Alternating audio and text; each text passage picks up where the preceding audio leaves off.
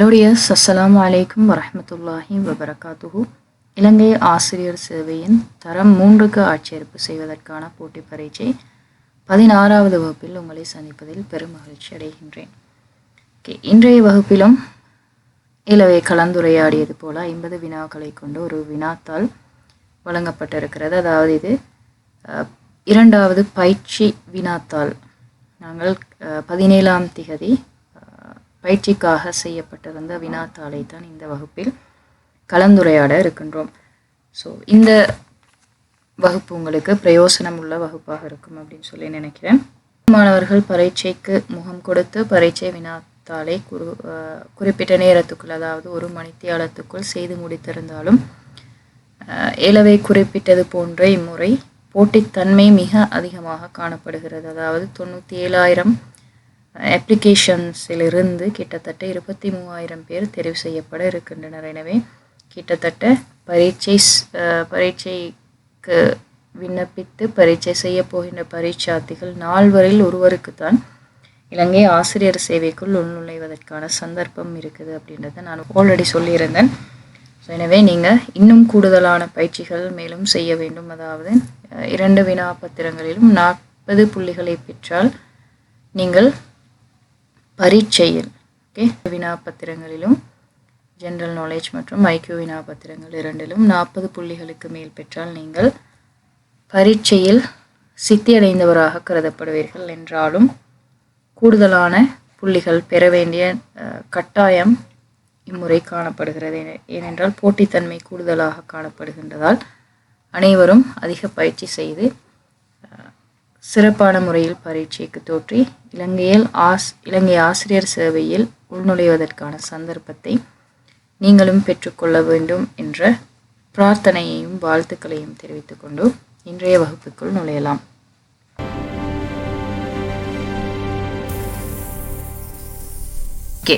So முதலாவது கேள்விக்கு போகலாம். முதலாவது கேள்வி, இலங்கை ஆசிரியர் சேவையில் தரம் 2 வகுப்பு 2க்கு நியமனம் பெறும் ஆசிரியர்கள் எவ்வகையினர்? ரைட், ஆசிரியர் போட்டி பரீட்சைகளில் இம்முறை நடக்க இருக்கின்ற போட்டி பரீட்சைகள் பட்டதாரிகளுக்குரிய போட்டி பரீட்சைகள். ரைட், நீங்கள் தெரிவு செய்யப்படுகின்ற நேரம் தரம் 3 வகுப்பு 2 பிரிவு அல்லது ஏ பகுதிக்குள் தான் நீங்கள் ஆசிரியராக தெரிவு செய்யப்பட போகிறீர்கள். ரைட், இதே டிப்ளோமாதாரிகளாக இருந்தால், தேசிய கல்வியியல் கல்லூரியில் பயின்றவர்களாக இருந்தால் அவர்கள் 3-2B வகுப்பினுள் உள்வாங்கப்படுவார்கள்.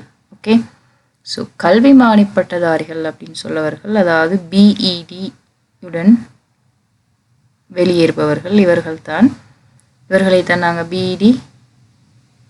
PET செய்தவர்களைத்தான் bachelor of education கல்விமானி பட்டதாரிகள் அப்படின்னு சொல்லுவோம். இவங்க தான் 2-2 வகுப்பிற்கு டிரெக்டாக நியமனம் பெற முடியும் மாணவர்கள். ஓகே, ஸோ இந்த 2-2 வகுப்புக்கு மேலுள்ளவர்கள், இந்த 3-2B 3-2A இருக்கிறவர்கள் வரணும் அப்படின்னு சொன்னால் நாங்கள் ஆல்ரெடி பார்த்துருக்கிறோம்.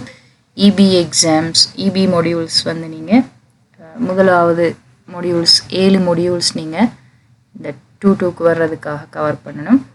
அதோட பிஜிடிஇ பட்டம் டிப்ளோமா பிஜிடிஇ பாடநெறியை நீங்கள் பூர்த்தி செய்திருந்தால் உங்களுக்கு 5 வருடத்துக்குள் உங்களுக்கு இந்த 2-2 வகுப்பிற்குள் வரலாம், அல்லது சேவை காலத்தின் அடிப்படையில் 5 வருடங்களுக்குள் நீங்கள் 2-2 வகுப்புக்கு வரலாம். அதல்லாமல் கேட்கப்பட்ட கேள்வி, இலங்கை ஆசிரியர் சேவையில் தரம் 2 வகுப்பு 2க்கு நியமனம் பெறும் ஆசிரியர்கள் டிரெக்டாகவே கல்விமானி பட்டம் பெற்றவர்கள் 2-2 வகுப்பிற்குள் உள்நுழையலாம். ரைட், ஆனால் இவர்கள் 3-2AB லிருந்து 2-2க்கு வர வேண்டிய மொடியூல்ஸ் கட்டாயம் பாஸ் பண்ணணும். ஓகே, ஸோ அடுத்தது உயர்தர தகைமையுடையவர்கள். முற்பட்ட காலங்களில் இலங்கையில் டீச்சர் அசிஸ்டண்ட் அப்படின்னு சொல்லி ஒரு பதவி வழங்கியிருந்தாங்க. ஆசிரியர் உதவியாளர்கள் என்று சொல்லி ஆசிரியர் நியமனம் வழங்கப்பட்டிருந்தது. இவங்க தான் உயர்தர தகைமையுடைய ஆசிரியர்களாக கருதப்படுவார்கள். ரைட், அண்மையிலேயும் உயர்தர தகைமையுடைய ஆசிரியர்களுக்கான விண்ணப்பங்கள் கோரப்பட்டு சில பிரச்சனைகள் ஏற்பட்டதன் காரணமாக அது நிறுத்தி வைக்கப்பட்டிருக்கிறது குறிப்பிடத்தக்கது. ஓகே, ஸோ எதிர்காலங்களில் இந்த மாதிரியான நியமனங்கள் ரத்து செய்யப்படலாம் அப்படின்றும் சொல்லப்படுது. ஓகே, ஸோ இரண்டாவது கேள்வி, குறைவான கணனி அறிவு வீதம் கொண்ட மாகாணம் எது? ரைட், குறைவான கணனி அறிவு வீதம் கொண்ட மாகாணம் எது அப்படின்னு சொன்னால் வடமத்திய மாகாணம். ஓகே, முதலாவது ஆன்சர் வடமத்திய மாகாணம். கிழக்கு மாகாணம் இரண்டாவது ஆன்சர் தரப்பட்டிருக்குது. இதுதான் மிக கூடுதலான கணனி அறிவு வீதம் கொண்ட மாகாணமாக கிழக்கு மாகாணம் சொல்லப்படுது. அடுத்தது மேல் மாகாணம். உங்களுக்கு தெரியும், அதிக தேசிய பாடசாலைகளை கொண்ட மாகாணம் மேல் மாகாணம். அடுத்து உங்களுக்கு தெரியும், அண்மையில் வெளியிடப்பட்ட உயர்தர பரீட்சையில் பாடசாலை பரீட்சார்த்திகளை மட்டும் வைத்து நோக்குற நேரம் இலங்கையில் மேல் மாகாணம் தான் முதலிடத்தை பெற்றுக்கொள்ளுது. ரைட், அடுத்தது சப்ரகமுவ மாகாணம் குறைவான கல்வி வலயங்களை கொண்ட மாகாணமாக சொல்லப்படுது. ஓகே, ஸோ கேள்வி குறைவான கணனி அறிவு வீதம் கொண்ட மாகாணம், முதலாவது ஆன்சர் வடமத்திய மாகாணம். ஓகே, ஸோ மூன்றாவது கேள்விக்குள்ளே போகலாம். சாதாரண தரத்தில் வரலாறு, குடியியல், ரைட், வரலாறு, குடியியல் போன்ற பாடங்கள் அறிமுகம் செய்யப்பட்ட ஆண்டு எது?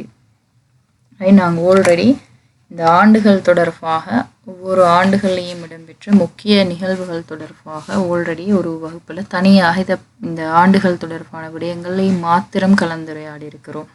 ரைட், இன்னுமே நிறைய நீங்கள் இந்த பரீட்சை பேப்பரை பார்க்குற நேரம் நிறைய பேர் இந்த ஆண்டுகளில் நிறைய மிஸ்டேக் விட்டு இருந்தீங்க. எனவே இன்னும் இதில் சிக்கல் இருக்கிறவங்க கொஞ்சம் அந்த விஷயங்களில் ஆண்டுகள் குறித்த விஷயங்களை நோட் பண்ணி வச்சுக்கோங்க. மேபி எக்ஸாம் பேப்பரில் இந்த மாதிரியான கேள்விகள், ஆண்டுகள் ரிலேட்டடாக கேள்விகள் வாரதுக்கான சந்தர்ப்பங்கள் கூடுதலாக இருக்குது. ரைட், ஓகே, ஸோ சாதாரண தரத்தில் வரலாறு, குடியியல் போன்ற பாடங்கள் அறிமுகம் செய்யப்பட்ட ஆண்டு எது அப்படின்றது தான் கேள்வி.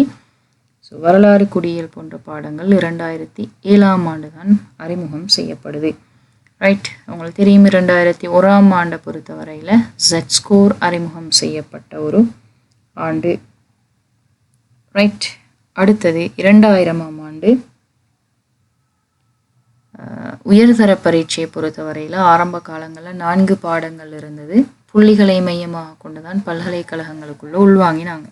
ஸோ இந்த முறையை மாற்றி 3 மெயின் சப்ஜெக்டோட Z ஸ்கோர் 3 மெயின் சப்ஜெக்டை கொண்டதாக உயர்தர பரீட்சை இடம்பெற்றது இந்த 2000ஆம் ஆண்டு முதல். ஓகே, அடுத்தது உங்களுக்கு தெரியும் 1994ஆம் ஆண்டு விசேடமாக நடைபெற்ற ஒரு விஷயம் என்னென்னு சொன்னால் இலங்கையினுடைய ஆசிரியர் சேவை தனியொரு சேவையாக உருவாக்கப்பட்டது. ரைட், இந்த காலப்பகுதியில் இருந்து நாங்கள் ஆல்ரெடி இதெல்லாம் பற்றி கலந்துரையாடி இருக்கிறோம். ஸோ இலங்கை ஆசிரியர் சேவை உருவாக்கப்பட்ட நேரம், அதாவது 1994ஆம் ஆண்டு காலப்பகுதியில் கல்வி அமைச்சராக இருந்தவர் யார் அப்படின்றத நீங்கள் சாட் பாக்ஸில் அல்லது கமெண்ட் செக்ஷனில் சொல்லலாம். ஓகே, ஸோ கேள்வி 1994ஆம் ஆண்டு இலங்கையினுடைய ஆசிரியர் சேவை தனியொரு சேவையாக பிரகடனப்படுத்தப்படுது. இந்த பகுதியில், இந்த காலப்பகுதியில் 1994ஆம் ஆண்டுகள் காலப்பகுதியில் இலங்கையினுடைய கல்வி அமைச்சராக இருந்தவர் யார்? ரைட், ஓகே, அடுத்த கேள்வி, கல்வி அமைச்சின் அவசர தொலைபேசி இலக்கம் எது? ரைட், நாங்கள் இது ஆல்ரெடி கலந்துரையாடி இருக்கிறோம். அவசர தொலைபேசி இலக்கங்கள் தொடர்பான நிறைய விடயங்கள். ஓகே, ஸோ முதலாவது 1919, இது அரச தகவல் பாதுகாப்பு மையத்தினுடைய குறுந்தொலைபேசி இலக்கம். 4 இலக்கங்களை கொண்ட தொலைபேசி இலக்கம் அவசர இலக்கம் அல்லது குறுந்தொலைபேசி இலக்கம் அப்படின்னு சொல்லுவோம். ரைட், 1919 அப்படின்னு சொல்கிறது அரச தகவல் பாதுகாப்பு இலக்கம். 1929 அப்படின்னு சொல்கிறது சிறுவர் உதவி சேவைக்கான தொலைபேசி இலக்கம். 1911 அப்படின்னு சொல்கிறது இலங்கை பரீட்சை திணைக்களத்தினுடைய அவசர தொலைபேசி இலக்கம். 1989 அப்படின்னு சொல்கிறது தான் கல்வி அமைச்சினுடைய அவசர தொலைபேசி இலக்கம். ஓகே, சொல்கிறேன் சில ஷார்ட் அவசர தொலைபேசி இலக்கங்கள் குயிக்காக நோட் பண்ணி வச்சுக்கோங்க. 1984 அப்படின்னு சொல்கிறது போதைப் பொருள் தொடர்பான தகவல் வழங்கக்கூடிய அவசர தொலைபேசி இலக்கம். 1919 அப்படின்னு சொல்கிறது அரசு தகவல் மையம். 1968 அப்படின்னு சொல்கிறது வீதி அபிவிருத்தி அதிகார சபையினுடைய குறுந்தொலைபேசி இலக்கம். அடுத்தது 1929 அப்படின்னு சொல்கிறது சிறுவர் உதவி சேவைக்கான அவசர தொலைபேசி இலக்கம். 1989 அப்படின்னு சொல்கிறது இலங்கையினுடைய வெளிநாட்டு வேலைவாய்ப்பு பணியகத்தினுடைய தொலைபேசி இலக்கம். ரைட். 1988 அப்படின்னு சொல்கிறது கல்வி அமைச்சினுடைய அவசர தொலைபேசி இலக்கம். 1938 அப்படின்னு சொல்கிறது பெண்கள் உதவி சேவைக்கான அவசர தொலைபேசி இலக்கம். 1918 அப்படின்னு சொல்கிறது உயர்கல்வி அமைச்சினுடைய அவசர தொலைபேசி இலக்கம். ஓகே. அடுத்தது 19112 அப்படின்னு சொல்கிறது இலங்கையினுடைய சுற்றுலா சேவையினுடைய அவசர தொலைபேசி இலக்கம். 1911 ஆல்ரெடி சொன்னேன் பரீட்சை திணைக்களத்தினுடைய அவசர தொலைபேசி இலக்கம். 1956 1956 உங்களுக்கு தெரியும் சிங்கள மொழி தேசிய மொழியாக பிரகடனப்படுத்தப்பட்ட ஆண்டு. ரைட். ஸோ அதை ஞாபகம் வச்சுக்கோங்க. மொழி தொடர்பான பிரச்சனைகள் பற்றி சொல்லக்கூடிய குறுந்தொலைபேசி இலக்கம் தான் 1956 1956. ரைட். தனிச்சிங்கள சட்டம் கொண்டு வரப்பட்ட ஆண்டு. அடுத்து 1999 அப்படின்னு சொல்கிறது நோய் தொற்று தொடர்பான அவசர தொலைபேசி இலக்கம். 1967 அப்படின்னு சொல்கிறது நுகர்வோர் பாதுகாப்பு தொடர்பான அவசர தொலைபேசி இலக்கம். 117 அப்படின்னு சொல்கிறது அனர்த்தம் தொடர்பாக அறிவிக்கக்கூடிய அவசர தொலைபேசி இலக்கம். 1990 அப்படின்னு சொல்கிறது சுவசரி ஆம்புலன்ஸினுடைய அவசர தொலைபேசி இலக்கம். 119 உங்களுக்கு தெரியும் அவசர போலீஸ் சேவையினுடைய தொலைபேசி இலக்கம். ரைட். அடுத்தது 1955 அப்படின்னு சொல்கிறது மாகாணங்களுக்கு இடையிலான போக்குவரத்து தொடர்பான தொலைபேசி இலக்கம். 1954 அப்படின்னு சொல்கிறது லஞ்சம் ஊழல் தொடர்பான அவசர தொலைபேசி இலக்கம். So right. இது எல்லாமே அவசர தொலைபேசி இலக்கங்கள். இதில் கூடுதலாக நீங்கள் கல்வியோட தொடர்பானது இந்த பரீட்சை திணைக்களம், ரைட், சிறுவர் பாதுகாப்பு தொடர்பான தொலைபேசி இலக்கம், இந்த மாதிரியான தொலைபேசி இலக்கங்களை ஞாபகம் வச்சுக்கோங்க. இது மேபி எக்ஸாம் பேப்பரில் வரக்கூடிய சந்தர்ப்பங்கள் கூடுதலாக இருக்குது. ஓகே. அடுத்த கேள்வி, 5வது கேள்வி. இலங்கையின் முதலாவது பல்கலைக்கழக உபவேந்தர் யார்? ரைட். சரி, இலங்கையின் முதலாவது பெண் பல்கலைக்கழக உபவேந்தர் யார் அப்படின்றது தான் கேள்வி. ஸோ அதுக்கான ஆன்சர் தந்திருக்கிறாங்க. சாவித்ரி குணசேகர, இந்திகா குமாரி லியனகே, விமலா ஜெயவர்தன, எட்லின் மொளமுறை அப்படின்னு சொல்லக்கூடியவங்க. இன்னும் எட்லின் அப்படின்னு சொல்லி வரணும். ரைட். ஸோ கேள்வி, இலங்கையின் முதலாவது பல்கலைக்கழக பெண் உபவேந்தர் யார் அப்படின்னு சொன்னால் சாவித்ரி குணசேகர அவர்கள்.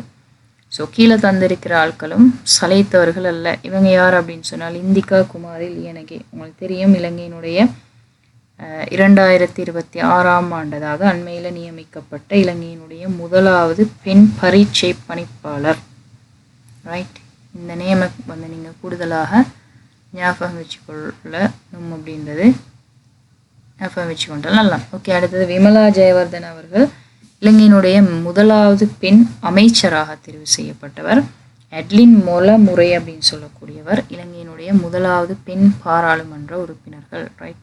ஸோ இங்கே தந்திருக்கிற 4 ஆன்சருமே இலங்கையினுடைய பெண்களை பொறுத்தவரையில் ஒவ்வொரு துறையிலையும் முதலாவது கால் பதித்த நபர்கள். கேள்வி, இலங்கையினுடைய முதலாவது பெண் பல்கலைக்கழக உபவேந்தர் சாவித்ரி குணசேகர அவர்கள். இந்திகா குமாரி லியனகே அவர்கள் இலங்கையினுடைய முதலாவது பெண் பரீட்சை பணிப்பாளர் நாயகம். விமலா ஜெயவர்தன இலங்கையினுடைய முதலாவது பெண் அமைச்சர். எட்லின் மொளமுறை அப்படின்னு சொல்றவர் இலங்கையினுடைய முதலாவது பாராளுமன்ற உறுப்பினராக தெரிவு செய்யப்பட்டவர். ஓகே. ஸோ அதே மாதிரி இலங்கையினுடைய முதலாவது பெண் பிரதமர், உலகத்தினுடைய முதலாவது பெண் பிரதமர் உங்களுக்கு தெரியும் ஸ்ரீமாவு பண்டாரநாயக்க அவர்கள். ஓகே. அடுத்த கேள்விக்கு போகலாம். 6வது கேள்வி, இலங்கையில் உள்ள தோட்ட பாடசாலைகளின் அபிவிருத்திக்கு உதவி வழங்கும் நாடு இது? ரைட். இலங்கையினுடைய தோட்ட பாடசாலைகளோட அபிவிருத்திக்கு அண்மையிலையும் இலங்கையில் இருக்கிற 9 தோட்ட பாடசாலைகளை அபிவிருத்தி செய்கிறதுக்காக இந்தியா உதவி வழங்கி இருந்தது குறிப்பிடத்தக்கது. ரைட். இலங்கைக்கு அண்மையில் உள்ள நாடு இந்தியா.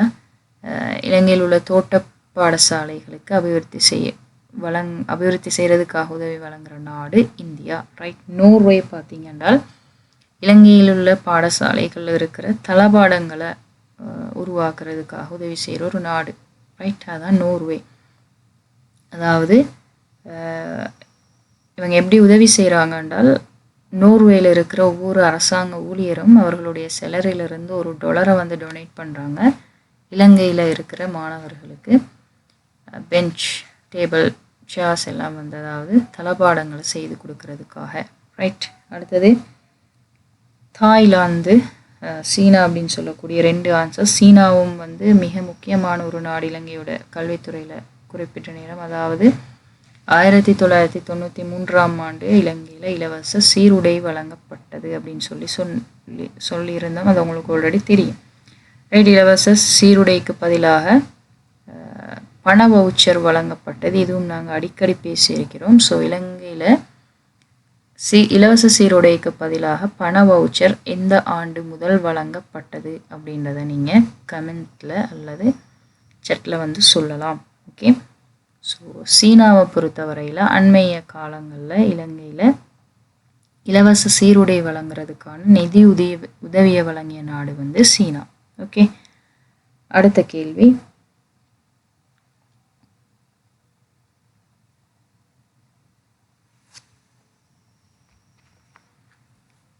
ரைட். பாடசாலை முகாமைத்துவ குழுவில் உயர்ந்தபட்ச எண்ணிக்கை. ரைட். ஸோ அந்த கேள்வி இந்த பேப்பரில் இல்லை, நோட் பண்ணி வச்சோங்க. பாடசாலையில் வந்து நிறைய குழுக்கள் வந்து அமைக்கப்பட்டிருக்குது. கிட்டத்தட்ட 20க்கும் மேற்பட்ட குழுக்கள் பாடசாலைகளில் நடைமுறைப்படுத்த அனுமதி இருக்கிறது. இந்த குழுக்கள் எப்படி இயங்கணும், எப்படி உருவாக்கப்படணும், எத்தனை மெம்பர்ஸ் இருக்கணும் அப்படின்றது பல சர்க்கியூலர்ஸ் ஊடாக வந்து சொல்லப்பட்டிருக்குது. ரைட். ஸோ இந்த சர்க்கியூலர்ஸ் எல்லாமே வந்து குறித்த ஒரு பாடசாலையில் எப்படி ஒவ்வொரு குழுக்களை உருவாக்குறது, அதை எப்படி தொடர்ந்து நடத்தி செல்றதுன்றதை சொல்லியிருக்கும். ஸோ அந்த சுற்றறிக்கைகளுக்கு ஏற்பத்தான் பாடசாலைகளில் குழுக்கள் அமைக்கப்பட்டு வலய கல்வி காரியாலயத்தில் அனுமதி பெற வேண்டும். ரைட். ஸோ பாடசாலையில் உருவாக்கப்படுகின்ற குழுக்களோட சுற்றறிக்கை இலக்கங்களை சொல்கிறேன், கொஞ்சம் நோட் பண்ணி வச்சுக்கோங்க. முதலாவது பாடசாலை அபிவிருத்தி நிறைவேற்று குழு, SDEC அப்படின்னு சொல்லுவோம். இது சுற்றறிக்கை இலக்கம் 54/2023. அடுத்தது பாடசாலை முகாமைத்துவ அணியினுடையதும் அதே சுற்றறிக்கை. பாடசாலை முகாமைத்துவ அணி, பாடசாலை அபிவிருத்தி நிறைவேற்று குழு, பாடசாலை பெருகை குழு, பாடசாலை தொழில்நுட்ப மதிப்பீட்டு குழு மற்றும் பாடசாலை உள்ளக கணக்காய்வு குழு. ரைட். நான் இப்போ சொன்ன 5 குழுக்கள் தொடர்பாகவும் 2023ஆம் ஆண்டு 54வது இலக்க சுற்றறிக்கையில் சொல்லப்பட்டிருக்குது. ரைட். பாடசாலையினுடைய உள்ளக கணக்காய்வு குழு 54/2013ஆம் ஆண்டு சுற்றறிக்கையில் சொல்லப்பட்டிருக்குது. 54/2023ஆம் ஆண்டு சுற்றறிக்கையில் பாடசாலை அபிவிருத்தி நிறைவேற்று குழு, பாடசாலை முகாமைத்துவ அணி, பாடசாலை பெருகை குழு மற்றும் பாடசாலை தொழில்நுட்ப மதிப்பீட்டு குழு ஆகிய 4 குழுக்கள் தொடர்பான விடயங்கள் வந்து சொல்லப்பட்டிருக்குது. ஓகே. அடுத்தது பாடசாலை கட்டாய வரவு குழு அப்படின்னு சொல்கிறது 1963ஆம் ஆண்டு 30ஆம் இலக்க வர்த்தமானி அறிவித்தல் மூலம் உருவாக்கப்பட்ட ஒரு குழு. அடுத்தது பாடசாலை ஒழுக்காற்று சபை 2016ஆம் ஆண்டு 12ஆம் இலக்க சுற்றறிக்கை. பாடசாலை மட்ட பரீட்சை குழு தொடர்பானது 2010ஆம் ஆண்டு 16ஆம் இலக்க சுற்றறிக்கை. பாடசாலை மாணவர் அனுமதி குழு 2025ஆம் ஆண்டு 25வது இலக்கம் மற்றும் 27வது இலக்க சுற்றறிக்கைகளில் சொல்லப்பட்டிருக்குது. சிறுவர் பாதுகாப்பு குழு 2012ஆம் ஆண்டு 28ஆம் இலக்க சுற்றறிக்கை. அடுத்த ஆசிரியர் தரங்கணிப்பு தரப்படுத்தல் சபை தொடர்பான சுற்றறிக்கை 2007ஆம் ஆண்டு 17ஆம் இலக்க சுற்றறிக்கை. பாடசாலை மட்ட தொழில்சார் ஆசிரியர் அபிவிருத்தி குழு 2019ஆம் ஆண்டு 45ஆம் இலக்க சுற்றறிக்கை. பாடசாலை மட்ட உள்வாரி மதிப்பீட்டு குழு 2014ஆம் ஆண்டு 31ஆம் இலக்க சுற்றறிக்கை. அடுத்தது காலை கூட்டொழுங்கமைப்பு குழு 2019ஆம் ஆண்டு 50ஆம் இலக்க சுற்றறிக்கையில் சொல்லப்பட்டிருக்குது. பாடசாலை மட்ட விளையாட்டு குழு தொடர்பான விடயங்கள் 2022ஆம் ஆண்டு 3ஆம் இலக்க சுற்றறிக்கையில் சொல்லப்பட்டிருக்குது. பாடசாலை சத்துணவு குழு தொடர்பாக முதலாவது 2015ஆம் ஆண்டு 35வது இலக்க சுற்றறிக்கையிலையும் பின்னர் திருத்தப்பட்டு 2023ஆம் ஆண்டு 24ஆம் இலக்க சுற்றறிக்கை வெளியிடப்பட்டிருக்குது. அடுத்த பாடசாலை அனர்த்த முகாமைத்துவ குழு தொடர்பாக 2021ஆம் ஆண்டு 16ஆம் இலக்க சுற்றறிக்கையும் பாடசாலை மாணவர் தாமத வருகை தொடர்பான குழு 2015ஆம் ஆண்டு முதலாவது இலக்க சுற்றறிக்கையிலையும் பாடசாலை சுற்றுண்டிச்சாலை கேன்டீன் தொடர்பான குழு 2015ஆம் ஆண்டு 35ஆம் இலக்க சுற்றறிக்கையிலையும் இது பற்றி சொல்லப்பட்டிருக்குது. ரைட், அடுத்த கேள்வி. ஸோ இந்த விடயங்களை ஞாபகம் வச்சுக்கோங்க. தற்போதைய கல்வி அமைச்சின் செயலாளர் யார்? 7வது கேள்வி. தற்போதைய கல்வி அமைச்சின் செயலாளர் உங்களுக்கு தெரியும், ஆல்ரெடி மிக அதிகமான தடவைகள் இதை பற்றி பேசியிருக்கிறோம். ஸோ நாளக்க கழுவேவ அப்படின்னு சொல்லக்கூடியவங்க தான் தற்போதைய கல்வி அமைச்சர். தற்போதைய கல்வி உயர்கல்வி தொழிற்கல்வி அமைச்சர் யார் அப்படின்னு சொன்னால் பிரதமர் ஹரிணி அமரசூரிய அவர்கள். ஸோ தற்போதைய கல்வி அமைச்சனுடைய செயலாளர் நாளக்க கழுவேவ அவர்கள். ரைட். ஸோ இரண்டாவது உங்களுக்கு தெரியும், ஐவர் ஜெனிங்ஸ் அவர்கள் இலங்கையினுடைய முதலாவது துணைவேந்தராக ஓப்பன் யூனிவர்சிட்டியினுடைய இலங்கை திறந்த பல்கலைக்கழகத்தினுடைய முதலாவது துணைவேந்தராக பொறுப்பேற்றிருந்தவர் தான் இந்த ஐவர் ஜெனிங்ஸ் அப்படின்னு சொல்லக்கூடியவர். மதுர செனவிரத்ன அவர்கள், இவங்களோட பேரும் அடிக்கடி அதிகமாக இன்றைய நாட்களில் பேசப்படுது. இவங்க யார் என்றால் கலாநிதி மதுர செனவிரத்ன அவர்கள் கல்வி உயர்கல்வி பிரதி அமைச்சராக சொல்லப்படுகிறார். அடுத்து சமுத்திகா ஜெயரத்ன அவர்கள், இவங்க இலங்கையினுடைய முதலாவது பெண் கணக்காய்வாளராக இருக்கிறாங்க. ரைட். ஸோ இந்த விடயங்களை கொஞ்சம் ஞாபகம் வச்சுக்கோங்க. கேள்வி, தற்போதைய கல்வி அமைச்சின் செயலாளர் நாளக்க கழுவேவ அவர்கள். ஓகே. அடுத்த கேள்வி, கிராம அலுவலர் எனும் பதவி நடைமுறைக்கு வந்த ஆண்டு? ரைட். கிராம அலுவலர் அப்படின்னு சொல்லக்கூடிய பதவி 1970ஆம் ஆண்டு தான் நடைமுறைக்கு வருது. ரைட். ஸோ 1972ஆம் ஆண்டு இலங்கையில் முதலாவதாக என்ஐசி நேஷ்னல் ஐடென்டி கார்டு அறிமுகம் செய்யப்படுது. ரைட். உங்களுக்கு தெரியும் 72ஆம் ஆண்டு மோஸ்ட் ஸ்பெஷல் என்னென்றால் இலங்கையினுடைய முதலாவது குடியரசு யாப்பு உருவாக்கப்படுது. ரைட். அதைத் தொடர்ந்து 1971ஆம் ஆண்டு தேசிய கல்வி ஆணைக்குழு உருவாக்கப்படுது. 1980ஆம் ஆண்டு உங்களுக்கு தெரியும் திறந்த பல்கலைக்கழகம் உருவாக்கப்பட்ட ஆண்டு. ரைட். கிராம அலுவலர் அப்படின்னு சொல்லக்கூடிய பதவி நடைமுறைக்கு வருது 1970ஆம் ஆண்டு முதல். ஓகே. அடுத்த கேள்வி, 9வது கேள்வி, பாடசாலை பகுத்தறிவு திட்டம் கொண்டு வரப்பட்ட ஆண்டு எது? ரைட். பாடசாலை பகுத்தறிவு திட்டம் 1997ஆம் ஆண்டு கொண்டு வரப்படுது. ரைட். ஸோ 1980ஆம் ஆண்டு உங்களுக்கு தெரியும் தேசிய கல்வி நிர்வாகம் உருவாக்கப்படுது. இலங்கை திறந்த பல்கலைக்கழகம் உருவாக்கப்படுது. 1972ஆம் ஆண்டு ஆல்ரெடி சொன்னேன் நான் தேசிய அடையாள அட்டை நேஷ்னல் ஐடென்டி கார்டு அறிமுகம் செய்யப்படுது. அதோட கணித விஞ்ஞான ஆங்கில கல்வி இலங்கையில் அறிமுகம் செய்யப்படுது. இது இலவச கல்வியை விரிவுபடுத்துகிற திட்டத்தினுடைய ஒரு அம்சமாக கொள்ளப்படுது. அடுத்த 1966ஆம் ஆண்டு உயர்கல்விக்கான தேசிய கவுன்சில் ஆரம்பிக்கப்பட்ட ஆண்டு 1966ஆக கருதப்படுது.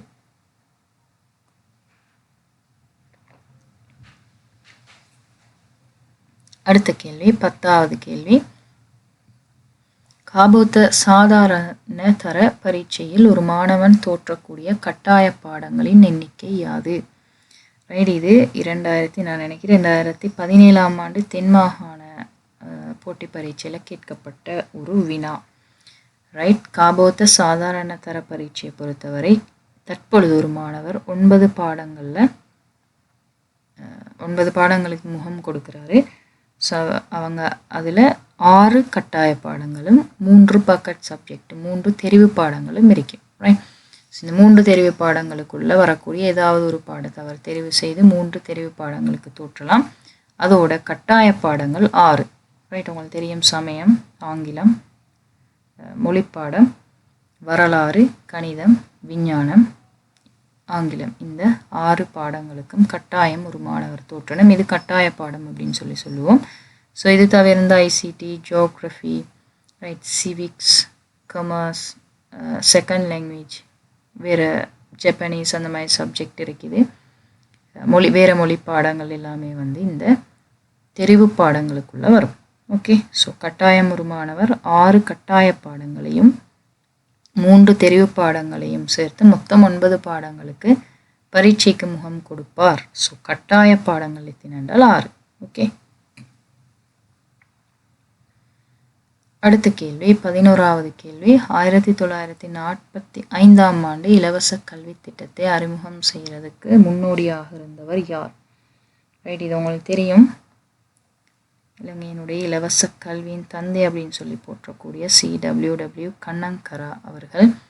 ரணில் விக்ரமசிங்க அவர்கள் இலங்கையினுடைய ஜனாதிபதியாக, பிரதமராக, அதற்கு முற்பட்ட காலப்பகுதியில் கல்வி அமைச்சராகவும் செயற்பட்டவர். ரைட், இவருடைய காலப்பகுதியில் இலங்கையில் நிறைய சேவைகள் நடந்திருக்குது. கல்வித்துறையை பொறுத்தவரையில் பொதுவாக பேசக்கூடிய சேவை தான் தேசிய கல்வியல் கல்லூரிகள் உருவாக்குறதுல முன்னின்றவர் தான் ரணில் விக்ரமசிங்க அவர்கள்.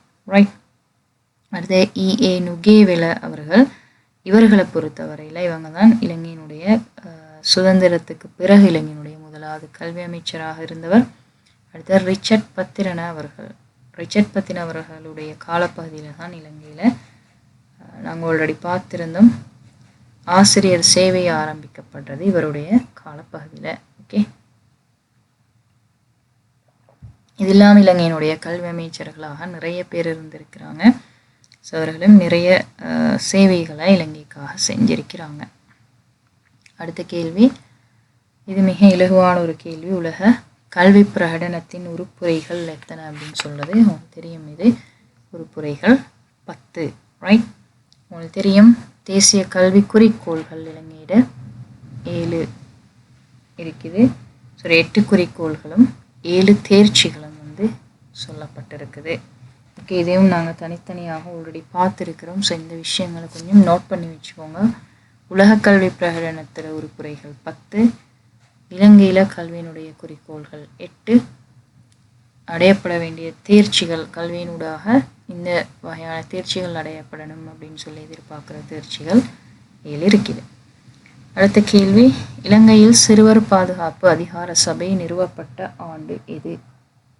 ரைட், இலங்கையில் சிறுவர் பாதுகாப்பு அதிகார சபை 1998ஆம் ஆண்டு நிறுவப்படுது. ரைட், 1956 உங்களுக்கு தெரியும். சுயமொழி போதனை இடம்பெற்ற ஆண்டு. 1980ஆம் ஆண்டு திறந்த பல்கலைக்கழகம் உருவாக்கப்படுது. அதோட இலங்கையில் இலவச பாடநூல் விநியோகம் செய்யப்படுது. ரைட், இலவச பாடநூல் விநியோகம் செய்யப்பட்ட நேரம் இலங்கையினுடைய கல்வி அமைச்சராக இருந்தவர் யார்? நாங்கள் ஆல்ரெடி இதே வகுப்பில் கலந்துரையாடி இருக்கிறோம். ஸோ கமெண்ட் செக்ஷனில் பண்ணுங்கள். அடுத்து 1993 உங்களுக்கு தெரியும். இலங்கையில் இலவச சீருடை வழங்க ஆரம்பிக்கப்பட்ட ஆண்டு. ஓகே, அடுத்த கேள்வி 14வது கேள்வி, விசேட தேவையுடைய மாணவர்களுக்கும் சாதாரண தர மாணவர்களுக்கும் ஒரே வகுப்பில் வைத்து கல்வி கற்பிக்கப்படுவதை நாங்கள் உள்ளடங்கல் கல்வி, இன்க்ளூசிவ் எடியூகேஷன் அப்படின்னு சொல்லுவோம். ரைட், தற்பொழுது இந்த முறை தான் கூடுதலாக பாடசாலைகளில் செயற்படுத்துறதுக்கு எதிர்பார்க்கப்பட்ட ஒரு கல்வி முறை. ரைட், ஸோ இதில் மாணவர் மைய கல்வி முறை அப்படின்னு சொல்கிறது இதுவும் 21ஆம் நூற்றாண்டில், அதாவது இலங்கையில் இப்பொழுது அறிமுகப்படுத்தப்பட்டிருக்கிற நவீன கல்வி சீர்திருத்தத்தில் எதிர்பார்க்கிறதும் இதுதான். அதாவது மாணவர்கள் கூடுதலாக செயற்படணும், செயற்பாட்டு ரீதியான கற்கைகள் மாணவர்களுக்கு வழங்கப்படணும், அனுபவங்களூடாக கல்வி வழங்கப்படணும் அப்படின்றது இந்த மாணவர் மைய கல்விக்குள்ளே வரும். ஆசிரியர் மைய கல்வி அப்படின்னு சொல்கிறது ஆசிரியர் தான் அந்த கல்வி கற்றல் கற்பித்தல் செயற்பாட்டினுடைய பிரதான காரணகர்த்தாவாக இருப்பார். மாணவர்களோட செயற்பாடு இங்கே மிக குறைவாக இருக்கும். ஆரம்ப காலங்களில் இருந்த விரிவுரை முறை போதனை முறைகளை இதுக்கு உதாரணமாக சொல்லலாம். ரைட், அடுத்தது தேர்ச்சி மைய கல்வி முறை. அது இப்பொழுது இருக்கிறது 2027ஆம் ஆண்டில் இந்த முறை தான் மொடியூல் சிஸ்டமாக மாற்றப்பட இருக்கிறது. ஸோ தேர்ச்சி மைய கலை திட்டம் இப்போ நாங்கள் பயன்பாட்டில் இருக்குது. இதற்கு முன்னர் இருந்த கலை திட்டம் குறிக்கோள் மைய கலை திட்டம். ஓகே, அடுத்த கேள்வி 15வது கேள்வி, சார்க் பல்கலைக்கழகம் அமைந்துள்ள நாடு எது?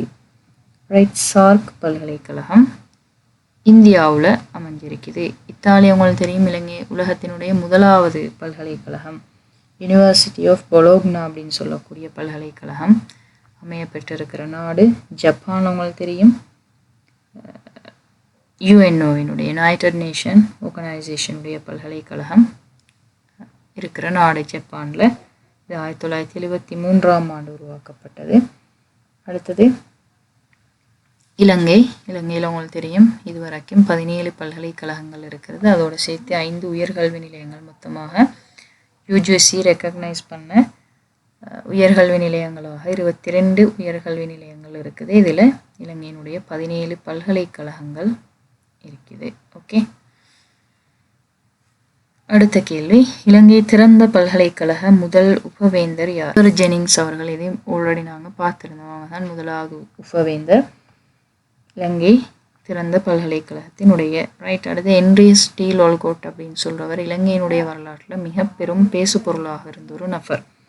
ரைட். இவங்க ஒரு வெளிநாட்டவராக இருந்தாலும் இலங்கையில் பௌத்த மதத்துக்காக கூடுதலாக தொண்டாற்றிய ஒரு நபர். இலங்கையில் இருக்கிற இந்த பௌத்த மத கொடியை உருவாக்கினவரும் இந்த ஹென்றி ஸ்டீல் ஓல்கோட் அவர்கள்.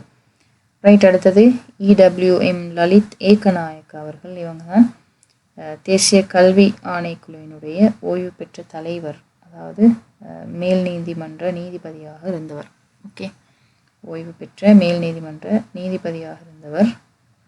தேசிய கல்வி ஆணைக்குழுவினுடைய தலைவராகவும் செயல்பட்டவர் லலித் ஏகநாயக்க அவர்கள்.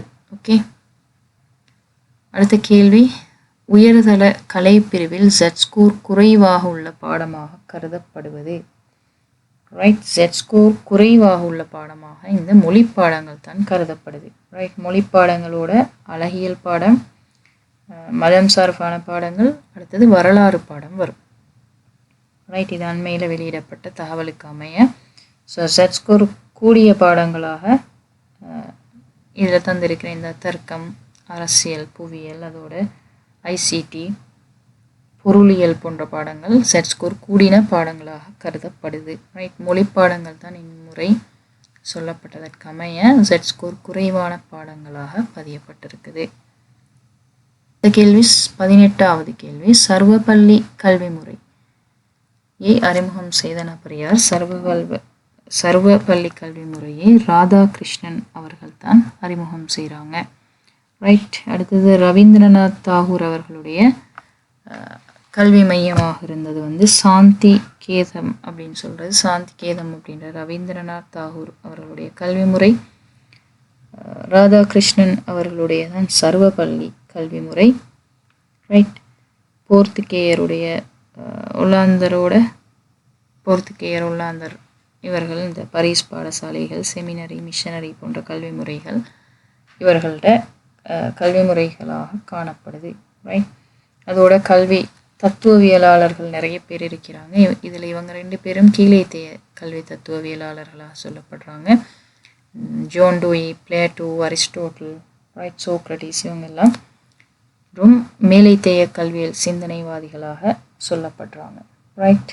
ஸோ இதில் பிளேட்டோவினுடைய கல்வி இலட்சியவாத கல்வியாகவும், ரூசோவினுடைய கல்வி சூழல் மையவாத கல்வியாகவும், சோக்ரட்டிஸினுடைய கல்வி நல்லொழுக்கம் சார்ந்த கல்வியாகவும் சொல்லப்படுது. ரைட். சொன்ன பிரதான ஒரு கருத்து தான் எனது அறியாமையை அறிந்து கொள்கிற ஞானம் எனக்குண்டு அப்படின்னு சோக்ரட்டிஸ் சொல்லியிருந்தார். ரைட். கல்வி தொடர்பான அறிஞர்களோட கருத்துக்களையும் ஞாபகம் வச்சுக்கொள்வது நல்லம் அப்படின்னு சொல்லி நினைக்கிறேன். ரைட். ஸோ இதுவரை வந்த எல்லா பரீட்சை வினாத்தாள்களையும் இந்த அறிஞர்களுடைய கருத்துக்கள் தொடர்பாக ஒரு கேள்வி வந்திருக்குது. ரைட். ஸோ அதனால் அந்த கருத்துக்களையும் நினைவில் வைத்துக்கொள்ளுங்க. அடுத்த கேள்வி 19வது, கல்வியே வாழ்வு என கூறியவர். ரைட். கல்வியே வாழ்வு என கூறிய அறிஞர் யார் அப்படின்னு சொன்னால் ஜோன் டூயி அவர்கள். ரைட். ரூசோ சொல்கிறாரு, பிள்ளையை பிள்ளையாக பாருங்கள், அவர்கள் வளர்ந்தவர்கள் அல்ல அப்படின்றது ரூசோவினுடைய கருத்து. ஜோன் டூயி தான் கல்வியே வாழ்வு அப்படின்னு சொல்றார். பிளேட் அப்படின்னு சொல்லக்கூடியவர் பிளேட்டோ அப்படின்னு சொல்லி வரணும். தன்னை உலக குடிமகன், நான் தான் உலகத்தினுடைய குடிமகன் அப்படின்னு சொன்னது பிளேட்டோ. இவருடைய பிரபலமான நூல்கள் தான் குடியரசு, சட்டம் போன்ற நூல்கள். இந்த குடியரசு என்ற நூலில் கல்வி தொடர்பான அதிகமான கருத்துக்களை சொல்லியிருக்கிறாரு. அடுத்த ஜூலியஸ் நியாரேரே, இவர் வறுமைக்கு கல்வி தடையல்ல அப்படின்னு சொல்லி சொன்ன ஒரு நபர். இவர் தன்சானியா நாட்டினுடைய ஜனாதிபதியாக இருந்தவர். ரைட். ஸோ ஆல்ரெடி சொன்ன மாதிரி கல்வி தொடர்பான கருத்துக்கள் நிறைய பேர் சொல்லியிருக்கிறாங்க, ஆல்ரெடி நாங்கள் பார்த்துருக்கிறோம். ஸோ இந்த விஷயங்களை கொஞ்சம் நீங்கள் நோட் பண்ணி வச்சுக்கோங்க. ஓகே, ஒருத்தர் ரிப்பீட் பண்ணுங்கன்னு சொல்லி கேட்டிருக்கிறாங்க. ஸோ நேரத்தையும் கருத்திற்கொண்டு குயிக்காக சொல்கிறேன்னு ஞாபகம் வச்சுக்கோங்க. வாசித்தல் மற்றும் மேலும் மேலும் அதிக அறிவை பெறுவதை விட சிறந்த அறிவு எதுவும் இல்லை அப்படின்னு சொன்னவர் ஸ்டீவ் ஹாக்கிங். கல்வி அறிவு பெற்றவராக இருப்பதே ஒரு புரட்சியாளரின் முதற் கடமை அப்படின்னு சொன்னது சேகுவாரா. அறிவு எப்போதும் அறியாமையை ஆளும் அப்படின்ட்டு ஜேம்ஸ் மோடிசன் அப்படின்னு சொல்கிறாங்க. அடுத்தது கல்வி என்பது இருளிலிருந்து ஒளியை நோக்கி நகர்வது அப்படின்னு சொல்லி எலன் ப்ளூம் அப்படின்னு சொல்லியிருக்கிறாங்க. ரைட். அடுத்தது கல்வி இல்லாத பகுத்தறிவு இல்லாத கல்வியை விட சிறந்தது அப்படின்னு சொல்லி பெஞ்சமின் பிராங்க்லின் சொல்லியிருக்கிறாரு. கல்வி இல்லாத மேதை சுரங்கத்தில் உள்ள வெள்ளி போன்றவர். இதுவும் பெஞ்சமின் பிராங்க்லின் அவர்களுடைய கருத்து. கற்றலை பற்றிய அழகான விடயம் என்னவென்றால் அதை உங்களிடமிருந்து யாராலும் பிரிக்க முடியாது. இது பிபி கிங் அவர்களுடைய கருத்து. தகவல் ஒரு அறிவு அல்ல, அறிவின் ஓரை மூலம் அனுபவம் மட்டுமே. ஞானத்தை அடைய உங்களுக்கு அனுபவம் தேவை அப்படின்னு சொல்லி ஆல்பர்ட் ஐன்ஸ்டீன் அவங்க சொல்லியிருக்கிறாங்க. ஒருவர் பள்ளியில் படித்ததை மறந்த பின் எஞ்சியதே கல்வி அப்படின்றதும் ஐன்ஸ்டீன் அவர்களுடைய கருத்து. அறிவை விட கற்பனை முக்கியமானது, அறிவுக்கு எல்லை உண்டு, கற்பனை உலகை சுற்றி வருகிறது அப்படின்றதும் ஐன்ஸ்டீன் அவர்களுடைய கருத்து. ஓகே, மாற்றம் ஒன்றை மாறாதது, மாறும்போது அதனை ஏற்றுக்கொள்ள வேண்டும் அப்படின்றது சோக்ரட்டிஸ் அவர்களுடைய கருத்து. கற்றுக்கொண்டே இருக்கும் வரை உங்களால் இளமையாக இருக்க முடியும் அப்படின்றது எமிலி டிக்கின்சன் அவர்களுடைய கருத்து. நீங்கள் நாளையே இறந்து விடுவீர்கள் என்பது போல் வாழுங்கள், நீங்கள் என்றென்றும் வாழ்வீர்கள் என்பது போல் கற்றுக்கொள்ளுங்கள். இது மகாத்மா காந்தி அவர்களுடைய கருத்து. கல்வியின் நோக்கம் வெறுமையான மனதை திறந்த மனதாக மாற்றுவதாகும். இது மெல்கம் ஃபோர்ஸ் அவர்களுடைய கருத்து. கல்வியின் உயர்ந்த நோக்கம் அறிவு அல்ல, செயல். இது ஹெர்பர்ட் ஸ்பென்சர் அவர்களுடைய கருத்து. கல்வியை சுதந்திரத்தின் தங்க கதவை திறப்பதற்கான சாவியாகும். இது ஜார்ஜ் வாஷிங்டன் அவர்களுடைய கருத்து.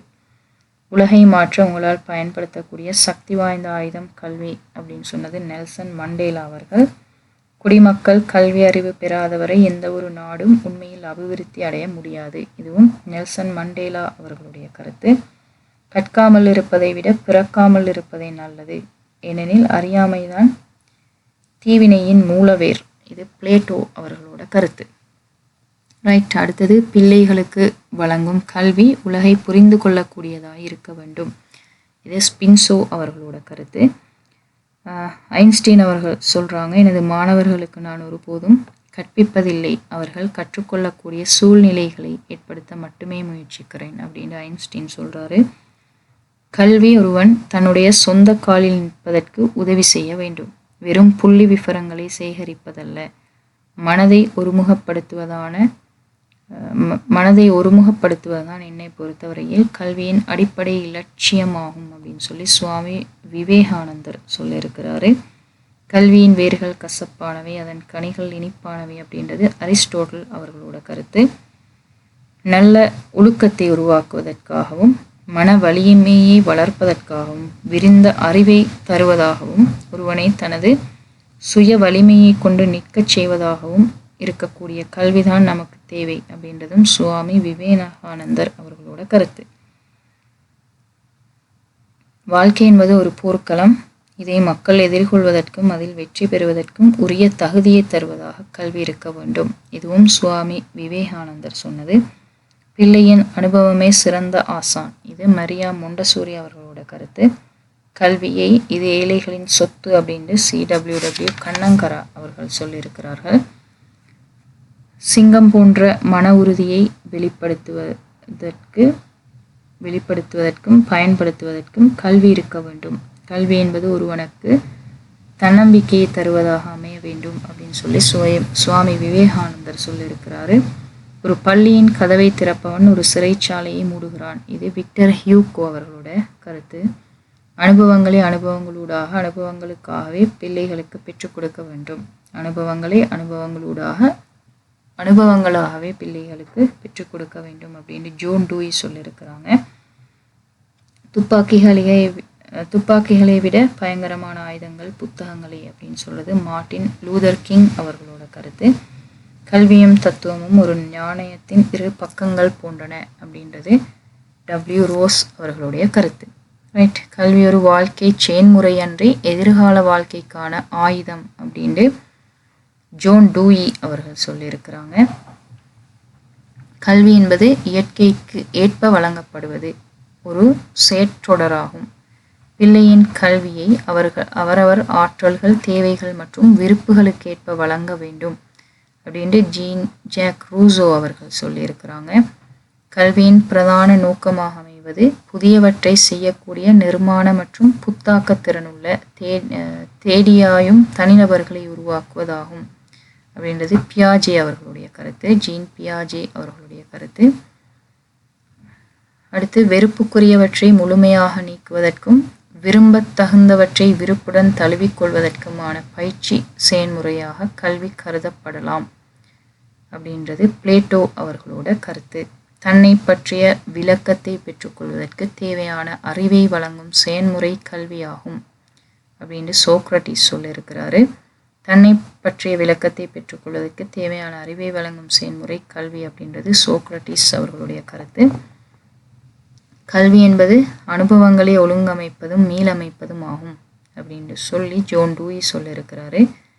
கல்வியை தனியால் விருத்திக்கு சந்தர்ப்பங்களை வழங்கி தடைகளை விலக்கி கலாசார அருட்கொடைகளை ஒப்படைத்து சமூகத்துக்கு பயனுள்ள தனியாள்களை உருவாக்கும் செயன்முறையாகும் அப்படின்னு சொல்லி பெர்னட் ரசல்ஸ் அப்படின்னு சொல்லக்கூடியவங்க சொல்லியிருக்கிறாங்க. ஸோ இது எல்லாமே கல்வி தொடர்பான முக்கியமான கருத்துக்களை முன்வைத்தவர்கள். ரைட். ஸோ இந்த கல்வி தொடர்பான கருத்துக்கள் நிறையவே 20க்கும் மேற்பட்ட கருத்துக்கள் இப்போ நான் சொல்லியிருக்கிறேன். ஸோ இதை விட கூடுதலாக இன்னும் கருத்துக்கள் இருக்கும். மிக பிரபலமாக பேசப்படுகின்ற சில கருத்துக்களை ஞாபகம் வச்சு கொண்டீங்க என்றால் எக்ஸாமுக்கு பிரயோசனம் உள்ளதாக இருக்கும். ஓகே. அடுத்த கேள்வி பாடசாலைகளில் நடைமுறைப்படுத்தப்படும் எரிசக்தி பாதுகாப்பு திட்டம் எப்பெயரால் அழைக்கப்படுகிறது?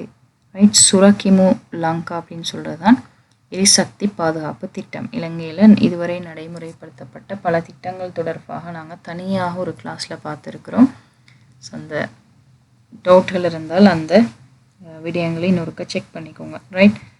ஸோ இந்த சுரக்கிமு லங்கா அப்படின்னு சொல்லக்கூடிய பாடசாலை எரிசக்தி பாதுகாப்பு திட்டத்தினுடைய துணைப்பொருள் ஒன்றுபடுவோம் ஒளியேற்றுவோம் அப்படின்னு சொல்கிறது.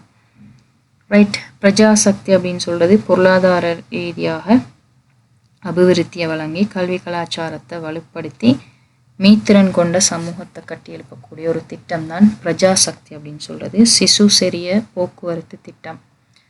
ரைட். பாடசாலை மாணவர்களுக்கான போக்குவரத்து திட்டம். இது 2005ஆம் ஆண்டு ஆரம்பிக்கப்பட்ட ஒரு திட்டம். அடுத்தது அக்ரஹார அப்படின்னு சொல்கிறது ஆசிரியர்களுக்கு வழங்கக்கூடிய ஒரு காப்புறுதி திட்டம். ஓகே. 21வது கேள்வி. ஐநா சபையின் கல்விக்கான நிறுவனத்தின் தலைமையகம் அமைந்துள்ள இடம் எது? ஸோ பிரான்ஸ் நாட்டினுடைய பாரிஸ் என்ற நகரத்தில் தான் இந்த கல்விக்கான யுஎன்ஓவினுடைய ஐநா சபையினுடைய கல்விக்கான நிறுவனத்தினுடைய தலைமையகம் பிரான்ஸில் பாரிஸ் என்ற இடத்துல அமைந்திருக்குது. இந்தியாவில் சென்னையில் இந்தியாவினுடைய மிகப்பெரிய நூலகம் அமைய பெற்றிருக்குது. நெதர்லாந்து உங்களுக்கு தெரியும் சர்வதேச நீதிமன்றம் ஹேக் நகரில் நெதர்லாந்தினுடைய ஹேக் நகரில் இருக்குது. உலக வர்த்தக அமைப்பிட தலைநகரம் ஜெனீவாவில் இருக்குது. ரைட். ஸோ ஜெனீவாவை பொறுத்தவரையில் நிறைய அமைப்புகளுடைய தலைநகரமாக கருதப்படக்கூடிய ஒரு நகரம். ஓகே. அடுத்த கேள்வி. பாடசாலையை விட்டு இடைவிலகியோருக்கு முறைசாரா கல்வி வழங்கும் திட்டம் அறிமுகப்படுத்தப்பட்ட ஆண்டு எது? ரைட். ஆன்சர் 1974. 1972ஆம் ஆண்டு இலங்கையில் 1912ஆம் ஆண்டு இலங்கையில் சாரணர் இயக்கம் பேர்டன் பவல் அப்படின்னு சொல்லக்கூடியவங்களால் அறிமுகப்படுத்தப்படுது. ஸோ இந்த சாராண்மை இயக்கம் உருவாக்கப்பட்ட ஆண்டு அல்லது உருவாக்கப்பட்ட நபர் குறித்து ஒரு கேள்வி ஆல்ரெடி பரீட்சை வினாத்தாள் ஒன்றில் வந்திருக்குது. ரைட். அடுத்தது 1991 தேசிய கல்வி ஆணைக்குழு உருவாக்கப்படுது. 1986 தேசிய கல்வி நிர்வாகம் ஆரம்பிக்கப்படுது. ரைட். அடுத்த கேள்வி, ஆங்கில பாடத்துக்கென உருவாக்கப்பட்ட தேசிய கல்வியியல் கல்லூரி பேராதெனிய. ரைட். பேராதெனியில் நிறைய தேசிய கல்வியல் கல்லூரிகள் இருக்குது. பேராதெனிய, பெனிதெனிய, போல்கொள்ளை, இதெல்லாம் பேராதெனி கண்டியில் இருக்கிற கல்வியல் கல்லூரிகள். மகரகம உங்களுக்கு தெரியும் 1903ஆம் ஆண்டு உருவாக்கப்படுது. இங்கே சிறப்பாக வணிக கல்வி பற்றி பேசப்படுது.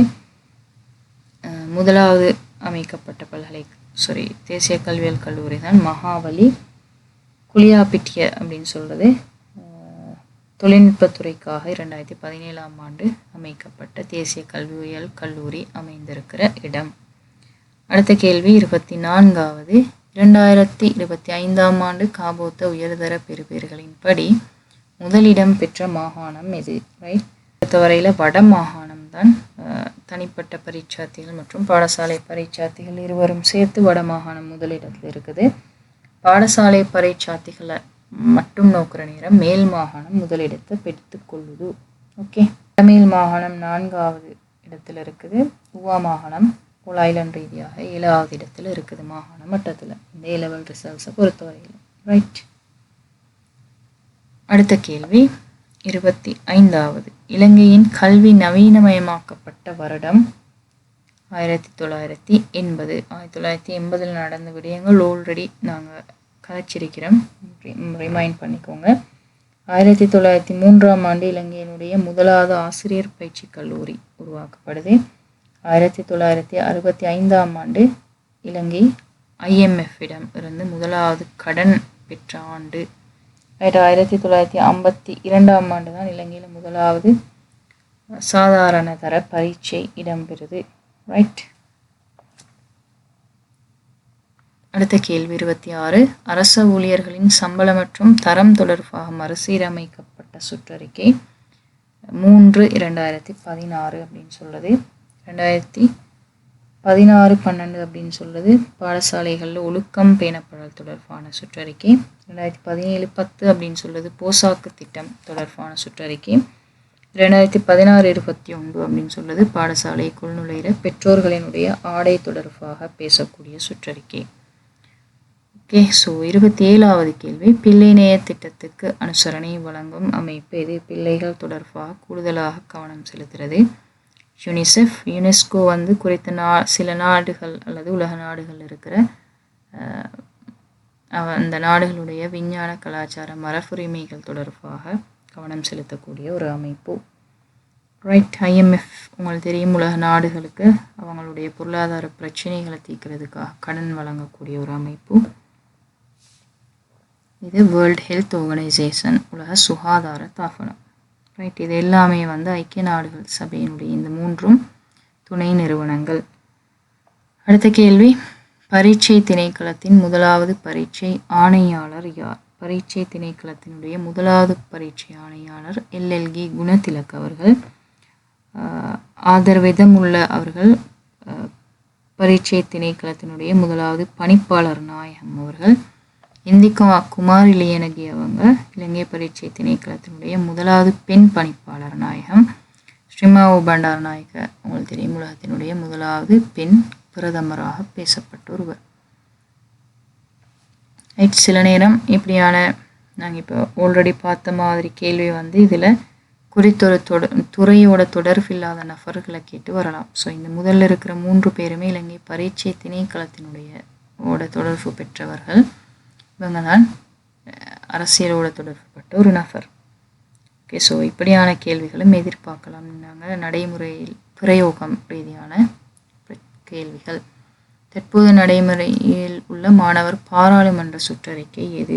ரைட். தற்போது நடைமுறையில் இருக்கிற மாணவர் பாராளுமன்ற சுற்றறிக்கை 2019ஆம் ஆண்டு 3வது இலக்க சுற்றறிக்கை. இதற்கு முதல் 2008ஆம் ஆண்டு 15ஆம் இலக்க சுற்றறிக்கை தான் மாணவர் பாராளுமன்றம் பற்றி வெளியாகின முதலாவது சுற்றறிக்கை. 2016 4 அப்படின்னு சொல்லுது 2வது சுற்றறிக்கை. 3வது சுற்றறிக்கை 2019ஆம் ஆண்டு 3ஆம் இலக்க சுற்றறிக்கை. இது 2019ஆம் ஆண்டு 12ஆம் மாதம் 26ஆம் தேதி வெளியிடப்பட்டிருக்குது. அடுத்தது 1979 64 அப்படின்னு சொல்றது பிரிவினா கல்விகளை மேம்படுத்துறது தொடர்பாக வெளியிடப்பட்ட ஒரு சுற்றறிக்கை. ஓகே, அடுத்த கேள்வி, மாணவர் பாராளுமன்ற வகையில் உள்ளடங்காதது எது அப்படின்னு சொன்னால் கோட்ட மட்டம். ரைட், பாடசாலை மட்டத்தில் மாணவர் பாராளுமன்றம் இருக்கும், வலய மட்டம் இருக்கும், மாகாண மட்டம், தேசிய மட்டம் அப்படின்னு சொல்லியிருக்கும். இதில் கோட்ட மட்ட பாராளுமன்றம் மற்றும் அப்படி ஒரு கன்செப்ட் வந்து இது வரைக்கும் இல்லை. ரைட், பொதுவாக போட்டிகள் எல்லாம் வலய மட்டம், பாடசாலை மட்டத்துக்கு பிறகு வலய மட்டத்தில் தான் நடக்கும். கோட்ட மட்டத்தில் போட்டிகள் நடைபெறது இல்லை. ஸோ அந்த விடயத்தை வந்து நீங்கள் ஞாபகம் வச்சுக்கொண்டீங்க என்றால் இந்த கொஷனுக்கு வந்து உங்களுக்கு ஆன்சர் இலகுவாக ஆன்சர் பண்ணக்கூடியதாக இருக்கும். ஓகே, 1500க்கும் மேற்பட்ட மாணவர்களை கொண்ட பாடசாலை ஒன்று தரம் 10 முதல் 13 வரை எத்தனை மாணவர் பாராளுமன்றத்துக்கு தெரிவு செய்ய வேண்டும்? ஸோ எங்க 30 மாணவர்களை பாராளுமன்றத்துக்கு தெரிவு செய்ய வேண்டும். ரைட், ஸோ இந்த பாராளுமன்ற தொடர்பான சுற்றறிக்கைகள், பாராளுமன்றத்தில் எத்தனை பேர் எப்படி தெரிவு செய்யப்படணும் அப்படின்னு சொல்லக்கூடிய சுற்றறிக்கைகள் எல்லாம் இருக்குது. ஸோ இது தொடர்பான விடயங்களை நீங்கள் கொஞ்சம் அவதானம் செலுத்தி கொண்டால் நல்ல. ரைட், அடுத்த கேள்வி, 13 வருட உத்தரவாதப்படுத்தப்பட்ட கல்வி திட்டம் நடைமுறைப்படுத்தப்பட்ட ஆண்டு 2017ஆம் ஆண்டு. ஸோ இதில் நிறைய பேர் 2007 அப்படின்னு சொல்லி குழப்பிக்கொள்வாங்க. ஸோ திறன்சார் கல்வி பாடங்கள் 2007ஆம் ஆண்டில் அறிமுகம் செய்யப்படுது. 13 வருட உத்தரவாதப்படுத்தப்பட்ட கல்வி திட்டம் 2017. ரைட், 2016 தான் கட்டாய கல்வி வயதில்லை 5 தொடக்கம் 14 இருந்து 5 தொடக்கம் 16 ஆக மாற்றப்படுது.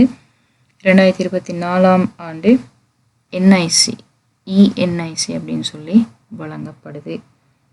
ரைட், அடுத்த கேள்வி, கல்வி என்பதன் பொருள் மனப்பாடம் செய்தல், இணைப்பாடு என்று சொல்லி வரணும். இணைப்பாட விதான செயற்பாடுகள், நடத்தை மாற்றம், கற்றல் நடவடிக்கைகள். ரைட், கல்வி அப்படின்னு சொன்னால் நாங்கள் அதை நடத்தை மாற்றம் அப்படின்னு சொல்லுவோம். இந்த விடயங்கள் எல்லாம் கல்விக்குள்ளே உள்ளடங்கியிருக்கும். கல்வி அப்படின்னு சொல்றதுக்கு வரைவிலக்கணமே அறிவுத்திறன், மனப்பாங்கு போன்ற விடயங்களில் விருத்தி ஏற்பட்டு நிரந்தர நடத்தை மாற்றத்துக்கு வழிவகுக்கிறது தான் கல்வி அப்படின்னு சொல்லுவோம். ரைட், ஒருத்தரோட வாழ்க்கையில் ஏற்பட்ட நிரந்தர மாற்றத்தை தான் நாங்கள் நடத்தை மாற்றத்தை தான் கல்வி அப்படின்னு சொல்லுவோம். ரைட், அடுத்த கேள்வி, பின்வருவனவற்றுள் கல்வியின் கூறு அல்லாதது ஆசிரியர், மாணவர், பாடத்திட்டம். ரைட், இதில் சொல்லியிருக்கிற எல்லாமே கூறு தான். இந்த அனைத்துமே கூறுக்குள்ள உள்ளடங்கும்.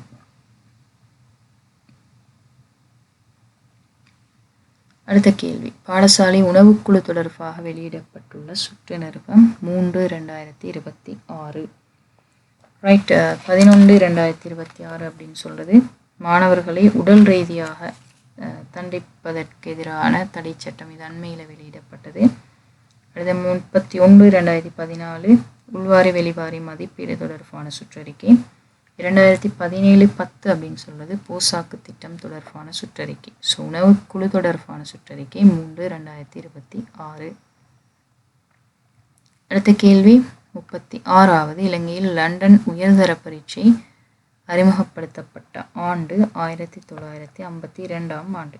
ரைட், 1880ஆம் ஆண்டு இலங்கையினுடைய கேம்பிரிட்ஜ் பரீட்சைகள், உள்நாட்டு பரீட்சைகள் நடைபெறுது. 2014ஆம் ஆண்டு ஈஸ்வாபிமானி அப்படின்னு சொல்லக்கூடிய விருது தகவல் தொழில்நுட்ப சிறப்புக்காக பரீட்சை திணைக்களம் பெற்றுக்கொள்ளுது. 1951ஆம் ஆண்டு பரீட்சை திணைக்களம் சுயாதீனமான செயற்படுறதுக்கு ஸ்டார்ட் பண்ணுது. ரைட், அடுத்த கேள்வி 37வது, 2025ஆம் ஆண்டு உயர்தர பரீட்சைக்கு தோற்றிய மாணவர்களின் எண்ணிக்கை. ரைட், 2,81,810 மாணவர்கள் பரீட்சைக்கு தோற்றாங்க. ரைட், ஸோ இதில் ஸ்கூல் ஸ்டூடெண்ட் 2,21,413 பாடசாலை மாணவர்களும் 60,397 ப்ரைவேட் கேண்டிடேட்ஸும் வந்து பரீட்சைக்கு முகம் கொடுக்குறாங்க. இதில் 1,76,527 மாணவர்கள் பல்கலைக்கழகம் தெரிவு செய்யப்படுறாங்க. இதைத்தான் நாங்கள் இந்த முறை உயர்தரம் 62.64% பல்கலைக்கழகம் தெரிவுக்கு அனுமதிக்கப்பட்டிருக்கிறாங்க அப்படின்னு சொல்லுவோம். ரைட். அடுத்த கேள்வி 38வது. முழுமையான வளர்ச்சி என்பது உடல் வளர்ச்சி, உள வளர்ச்சி, சமூக வளர்ச்சி. உடல் உள்ள சமூக வளர்ச்சி இதெல்லாம் சேர்ந்தது தான் நாங்கள் முழுமையான வளர்ச்சி அப்படின்னு சொல்லுவோம். வாழ்நாள் முழுவதும் தொடர்வது பாடசாலை, தொழில், கல்வி, தேர்வு. ரைட். ஸோ கல்வி தான் வாழ்நாள் முழுவதும் தொடர்வதாக இருக்கும். 40வது கேள்வி. முறைசாரா கல்விக்கு உதாரணம் திட்டமிட்ட கல்வி, பாடத்திட்டம் அடிப்படையிலான கல்வி, குடும்பம் சமூகம் வாயிலாக பெறும் கல்வி, அடுத்த தேர்ச்சி மைய கல்வி. ஸோ இந்த முறைசாரா கல்வி அப்படின்னு சொல்றதுக்கு உதாரணம் 3வது. மற்ற 3 ஆன்சர்ஸுமே முறைசார் கல்விக்கு உதாரணமாக இருக்கும். இந்த மாதிரியான பிரயோகம் ரீதியான வினாக்கள் வினவப்படலாம். அடுத்த கேள்வி. இயற்கைவாதம் வலியுறுத்துவது.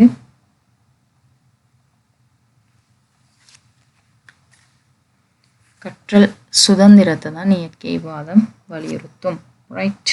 நல்லொழுக்கம் அப்படின்றத சிந்தனை ஆதாரம் வலியுறுத்துது.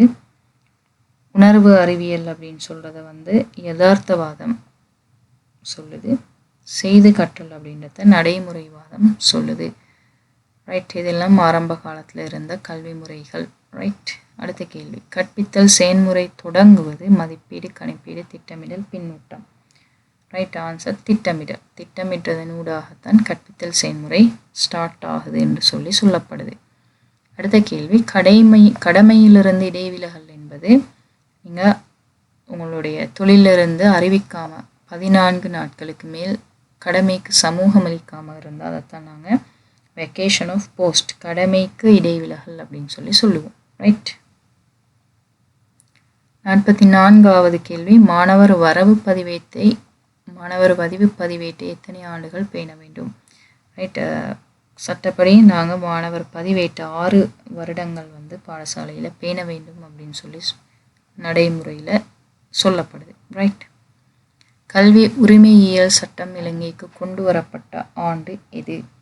ரைட். 1939ஆம் ஆண்டு தான் கல்வி உரிமை சட்டம் இலங்கையில் கொண்டு வரப்படுது. 1987ஆம் ஆண்டு தேசிய மாகாண பாடசாலைகள் உருவாக்கப்பெறுது. அதாவது 1987வது ஆண்டு 13வது சீர்திருத்தத்தூடாக 1998 சிறுவர் பாதுகாப்பு அதிகார சபை உருவாக்கம் பெறுது. 1972ஆம் ஆண்டு உங்களுக்கு தெரியும் முதலாவது குடியரசு யாப்பு. அதோட மதிய உணவு திட்டம் வழங்குறதுக்கப்படுறதுக்கான நிகழ்வுகள் இங்கே 1972ஆம் ஆண்டு நடக்குது. ரைட். அடுத்த கேள்வி.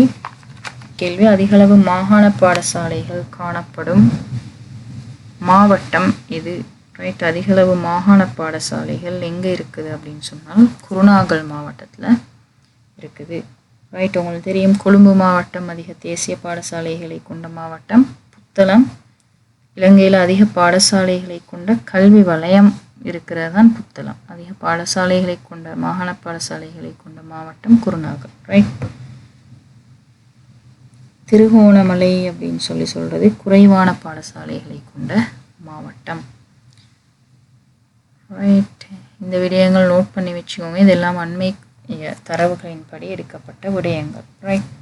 அடுத்த கேள்வி. ஒரு தரத்தில் அதிகளவான மாணவர்கள் கல்வி கற்கும் துறை கலைத்துறை. கிட்டத்தட்ட உயர்தரம் செய்கிறவங்களில் 35% மாணவர்கள் கலைத்துறையை தான் தெரிவு செய்கிறாங்க. இலங்கையில் கலைத்துறை பட்டதாரிகள் தான் அதிகமானவர்கள் இருக்கிறாங்க.